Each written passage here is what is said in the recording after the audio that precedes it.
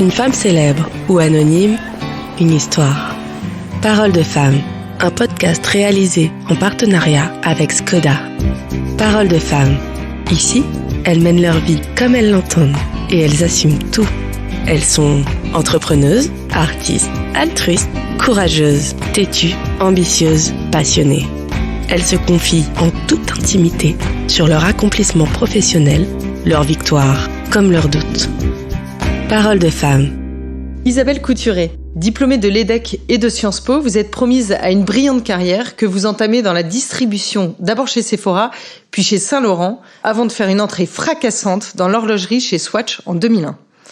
Finalement, après avoir dirigé la marque Flic Flac, vous décidez de quitter le groupe pour créer votre propre marque de cosmétiques, Task Essential, en 2005.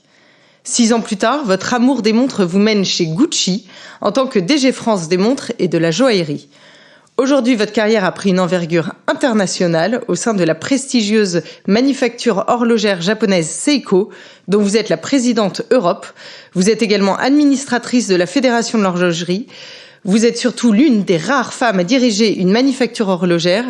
Isabelle, bonjour. Bonjour Clémence, merci de me donner la parole. Alors, vous avez commencé dans les cosmétiques, puis les montres sont arrivées plus tard. Mais initialement, vous vouliez faire quel métier ? Petite, pendant vos études, vous pensiez à quoi ? Moi, j'ai rêvé longtemps d'être danseuse. Alors, on m'a récemment expliqué que c'était un rêve de liberté absolue, sans doute, je ne sais pas.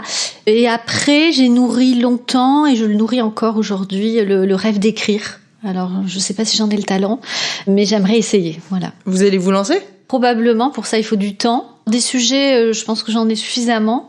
Dans l'écriture et dans le livre, on peut donner à tous des rêves, des capacités de s'inventer, de se réinventer. Donc c'est ça qui me plaît dans le livre et ça m'inspire beaucoup et ça me guide beaucoup encore aujourd'hui. Et vous savez dans quel univers vous allez partir ? Le style qui me plaît le plus, c'est ce qu'on appelle le roman philosophique. Donc c'est le roman qui raconte une histoire, mais derrière qui parle de la vie et qui vous emporte au travers de choses très intimes en fait. C'est pas un roman juste pour romancer la vie, mais pour mieux comprendre et percevoir votre vie. Donc oui, ça m'intéresserait, mais voilà. Pour ça, il faudrait que je m'occupe un peu moins des montres. Alors comment vous êtes arrivée finalement dans les cosmétiques puis dans les montres ? Le pur hasard, la pure envie de travailler. Je pense que je viens d'un milieu extrêmement modeste. Et pour payer mes études, à un moment donné, c'est ouvert à moi différentes portes. Et Sephora fait partie des portes qui se sont ouvertes à moi parce que c'était une entreprise dirigée par un jeune entrepreneur. Je ne sais pas si c'est le bon mot, mais le papa tenait une droguerie qu'il a transformée en parfumerie. Et voilà, l'histoire est devenue ça. Et c'était quelqu'un qui croyait beaucoup à l'humain. Donc moi, je suis rentrée chez Sephora totalement, en ouvrant une porte d'un Sephora où il y avait une petite annonce. En fait, le lien qui m'a fait arriver à l'horlogerie a été ma connaissance de la distribution que j'ai pu appliquer à l'horlogerie. Et c'est ce qui a beaucoup intéressé à l'époque Nicolas Hayek du Swatch Group, qui voyait ce parallèle entre la cosmétique et l'horlogerie et qui voulait comprendre comment démocratiser un petit peu l'horlogerie, puisque Nicolas Hayek a démocratisé l'horlogerie avec Swatch. Donc effectivement, vous arrivez dans l'horlogerie par Swatch et précisément par Flic Flac. Oui. Vous étiez plutôt en terrain maîtrisé. Oui, j'étais en terrain maîtrisé parce que je maîtrisais le métier de la distribution, même si c'était un autre produit. Par contre, oui, c'est quand même une grosse révolution parce que j'arrive en Suisse, dans un milieu horloger, donc la vallée horlogère qui se trouve entre Neuchâtel et Bienne, et dans un milieu traditionnel, plutôt masculin. Mais je l'ai extrêmement bien vécu. J'ai été bien accueillie dans ce milieu-là, qui recherchait des personnalités différentes. Mais j'ai eu la chance d'être accueillie par un fondateur, non seulement charismatique, mais visionnaire et profondément humain. J'ai bien vécu cette période suisse dans les années 2000. C'était là l'explosion de l'horlogerie telle que vous la considérez aujourd'hui. Cet accessoire qui se montre, cet accessoire qui est devenu un statement en anglais, désolé pour l'anglicisme, mais un statut social, voilà, je cherchais le bon mot, et qui aujourd'hui fait qu'il s'arrache et qu'on en fait un usage, de reconnaissance sociale, d'appartenance même parfois à des groupes, voilà. Qu'est-ce qui fait qu'en 2005, finalement, vous lancez votre marque de cosmétiques, donc vous quittez l'horlogerie pour monter votre boîte ? C'est là où on est humain, et moi je divorce, ma vie change, j'ai 2 jeunes enfants. Je sais pas, d'un seul coup, il y a eu une envie d'un projet personnel. J'avais besoin de créer quelque chose de moi-même J'avais l'impression qu'un projet personnel me donnerait plus de liberté, de ne pas être attachée à un grand groupe, mais de me retrouver seule à la tête d'une aventure plus personnelle en tous les cas. Cette fibre entrepreneuriale, vous l'aviez depuis longtemps, vous ? Oui, je pense. Je pense qu'elle était là. On peut travailler dans des grands groupes en étant entrepreneur à l'intérieur des grands groupes, et au contraire, je pense qu'on est encore plus fort. Et c'était le cas des 2 entrepreneurs pour lesquels j'ai travaillé, qui ont bien compris ce talent, cette qualité-là. Donc, je l'ai mis à exécution seule. Je crois que j'en avais besoin. Ça a été une très belle aventure qui m'a permis, après encore dans mes différents postes, de bien comprendre à 360 degrés ce qu'était la gestion d'une marque et de pouvoir faire, je dis souvent, on apprend à faire beaucoup avec peu et d'optimiser au maximal.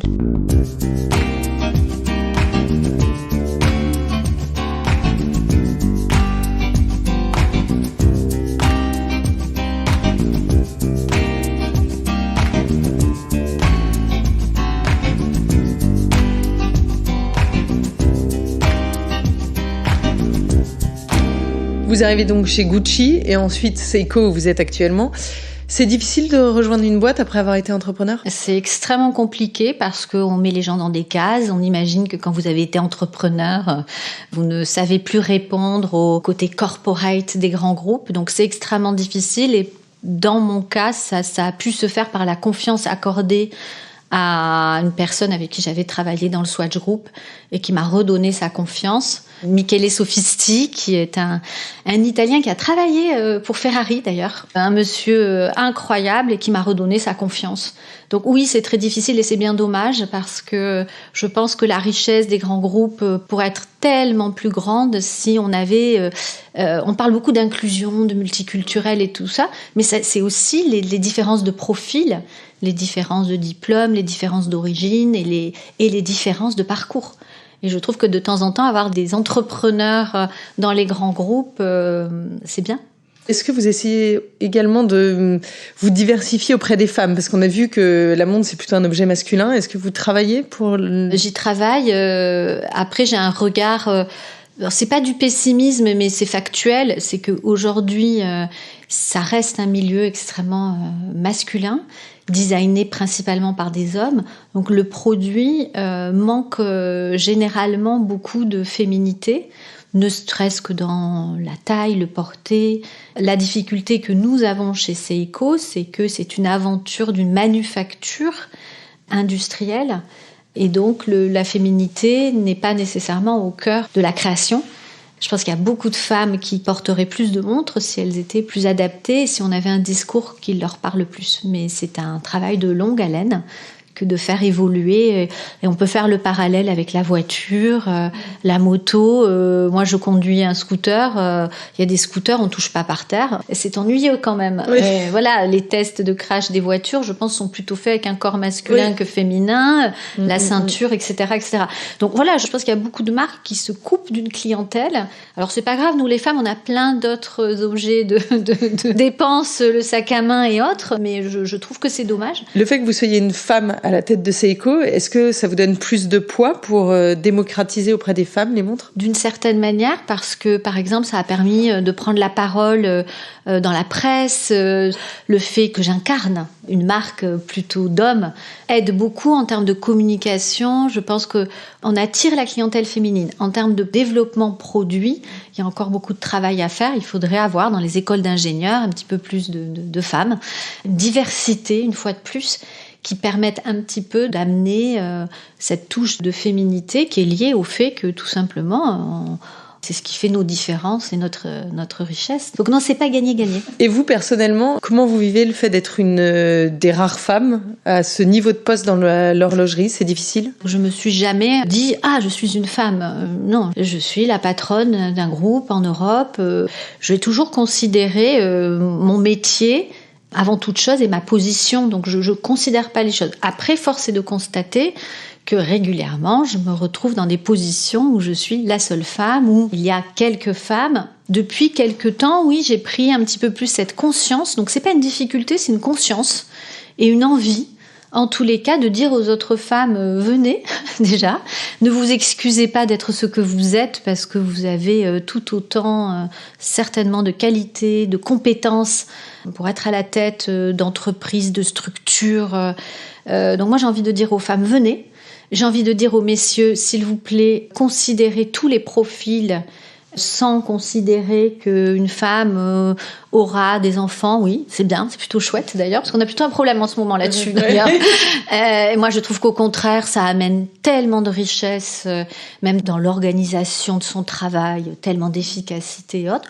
Et moi j'y crois, il faut parler, il faut donner envie aux femmes. C'est possible, ça demande de s'affranchir justement de ce côté genré de certains postes. Alors après, moi j'ai des enfants, ça vient aussi des études.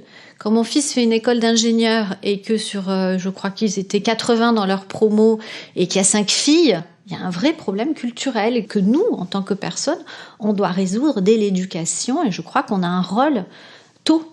Mais en tous les cas, j'ai envie de dire à toutes les femmes, rien n'est impossible et il faut un peu plus de courage peut-être. Et dans vos équipes, vous arrivez à avoir un équilibre ? Mais non. Non. Non, oui et non, c'est-à-dire que oui, on essaye, mais sur certains postes, on a encore du mal à avoir beaucoup de femmes, de plus en plus, mais encore du mal. En force de vente, j'ai beaucoup de mal à avoir des femmes qui postulent, ou elles n'osent pas, ou elles se disent, bon, de toute façon, j'ai aucune chance, peut-être. Moi, je regarde pas, en fait. Je suis pas là en train de vouloir plus de femmes que d'hommes. Je voudrais juste avoir des candidats et qu'aucune femme ne se bloque à son évolution parce qu'elle est une femme.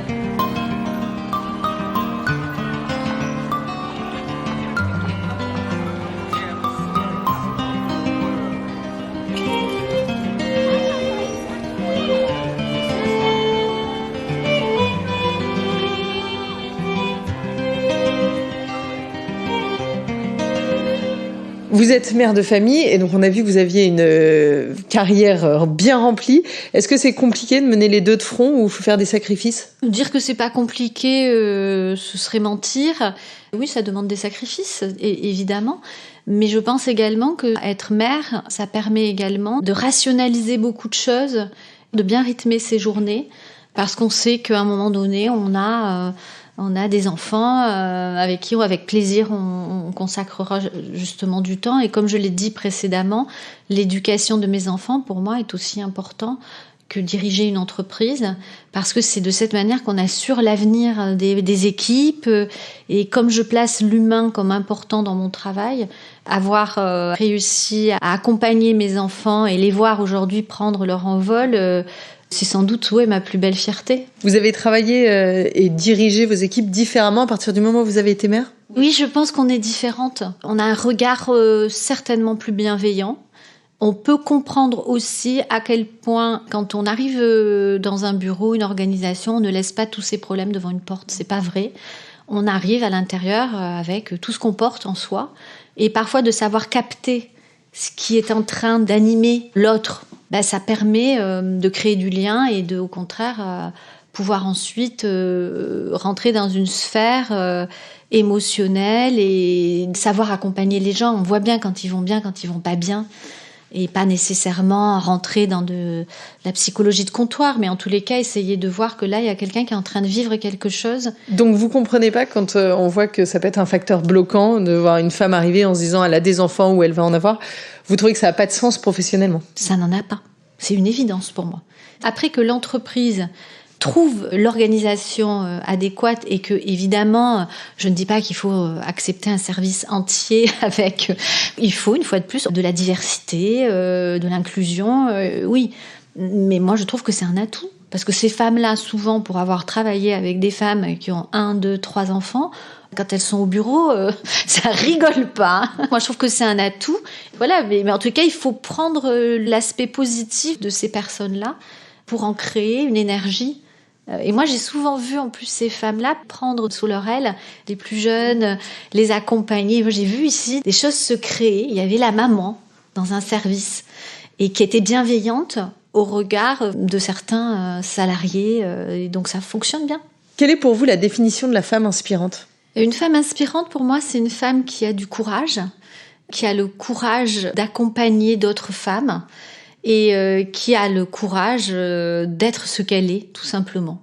Est-ce qu'il y a un moment dans votre carrière où vous dites que la marche est trop haute, que vous voulez abandonner, reculer ? Pas vraiment. Après, j'ai plus eu des moments où j'ai dit là, il faut fermer une histoire et en ouvrir une autre.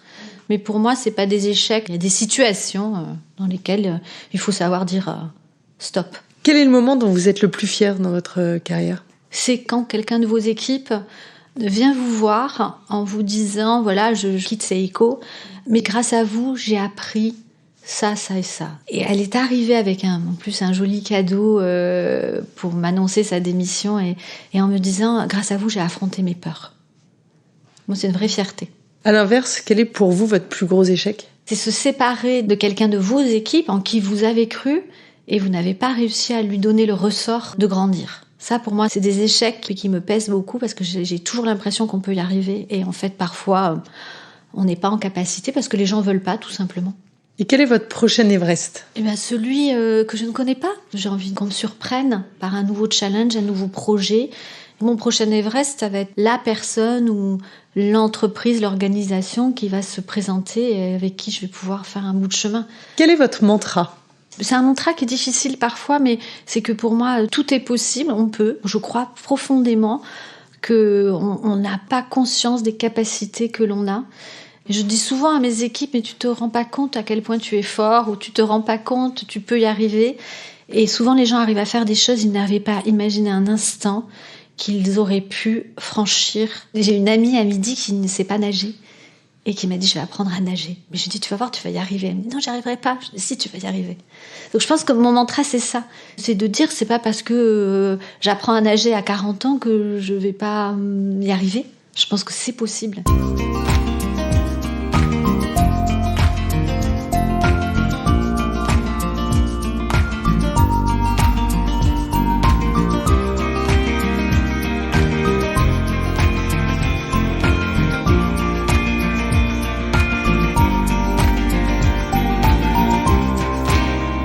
On va revenir un petit peu à un de mes sujets de prédilection qui est l'automobile.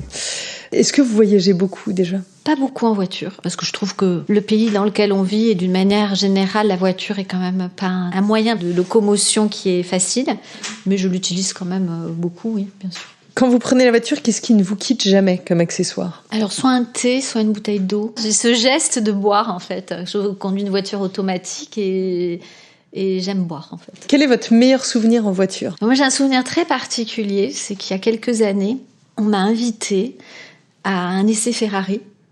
La personne qui m'invite, je dis, mais pourquoi t'as pensé à moi ?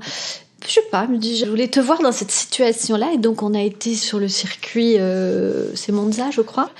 Je me retrouve dans cette voiture et là, je commence à comprendre en fait la sensation des gens qui aiment ce type de voiture. Et j'étais avec un pilote de Ferrari parce qu'il ne vous laisse pas les conduire tout seul quand même. Hein. Et on fait un petit tour tranquille, il m'explique comment ça fonctionne. Puis je trouve ça plutôt intéressant. Et puis à un moment donné, il a dû voir que j'étais à peu près à l'aise. Et là, il me dit « Go, go, go !» Et donc, j'ai accéléré à fond. Et j'ai vraiment senti une sensation que je n'aurais jamais imaginée. À l'inverse, quel est votre pire moment passé dans une voiture ? Je me souviens très, très bien de la neige à Paris, avec une voiture qui n'était pas du tout adaptée à l'usage que j'allais en faire. Et j'habite Saint-Cloud sur la colline, là-haut. Ah oui. Et donc, j'ai fini à pied, en talons, dans la neige. Parce que la voiture, qui me paraissait pourtant c'est robuste, elle ne montait pas. Du tout. Alors finalement, au volant, vous êtes plutôt zen, énervé, vous chantez, vous écoutez de la musique, des podcasts ? Je suis plutôt zen, parce que j'ai appris à l'être. En plus, je roule en voiture électrique, donc l'électrique amène à rouler zen, hein, franchement. Le matin, c'est la radio, les infos. Le soir, c'est la musique. Et les longs trajets, oui, j'écoute des podcasts. J'écoute pas mal de podcasts. Et pour finir, comme le veut la tradition de Parole de Femme, on part en road trip. Isabelle, où est-ce que vous nous emmenez ? Sur les chemins noirs, qui sont des chemins qui n'ont pas de route, en fait, véhiculée. Donc, je suis désolée, mais ce ne sera pas en voiture. Ce sera sans voiture. C'est des sentiers. C'est des sentiers qui traversent toute la France et qui permettent de ne pas traverser de route, voilà. Quelque chose dans la méditation, le côté un petit peu se ressourcer. On vit dans un monde ultra, je trouve, bruyant, où le silence n'existe plus. Donc ouais, j'aimerais assez. Alors après, entre ce qu'on aimerait et ce qu'on... Voilà, c'est sans doute un doux rêve, Mais j'aimerais avoir le courage, en tous les cas, de partir marcher comme ça, soit en très petits groupes, soit seul, pour se ressourcer. Isabelle, au revoir et un grand merci pour ce moment tout en temporalité. Merci Clémence. C'était Parole de femme, un podcast réalisé en partenariat avec Skoda. À chaque épisode, une femme célèbre ou anonyme, une histoire. Ici, elles mènent leur vie comme elles l'entendent et elles assument tout. Elles se confient en toute intimité sur leur accomplissement professionnel, leurs victoires comme leurs doutes. Parole de femme,